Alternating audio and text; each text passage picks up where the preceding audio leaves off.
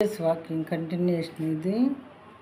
యెహోవా వారి పక్షం యుద్ధం చేస్తున్నాడు కాబట్టి ఇశ్రాయేలీయుల పక్షముగా మనం పారిపోదామని ఫరో రాజు మరి ఆయనతో వచ్చినటువంటి ఆర్మీ అనుకున్నారు. 26వ వచనం చూద్దాం ఇప్పుడు. అంతలో యెహోవా మోషేతో ఐగుప్తీయుల మీదికి వారి రథముల మీదికిని వారి రౌతుల మీదికి నీళ్లు తిరిగి వచ్చినట్లు సముద్రము మీద నీ చెయ్యి చాపుము అనెను. మోషే ద్వారా చేపిస్తున్నారు దేవుడు. 27వ వచనము. మోషే సముద్రం మీద తన చెయ్యి చాపగా ప్రొద్దు పొడిచినప్పుడు సముద్రము అధిక బలముతో తిరిగి పొర్లెను.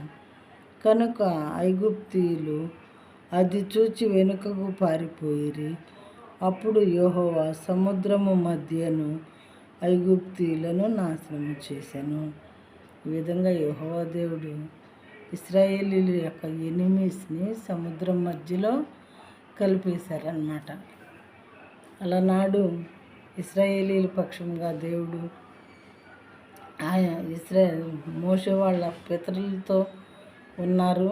తర్వాత కంటిన్యూషన్గా వాళ్ళ పిల్లలతో కూడా ఆయన కృపనుంచుతూ వచ్చారు. ఎందుకంటే దేవుని మాట విని ఆయనను మాత్రమే ప్రార్థిస్తూ వాళ్ళు కంటిన్యూ అయ్యారు కాబట్టి ఆ విధంగా జరిగింది.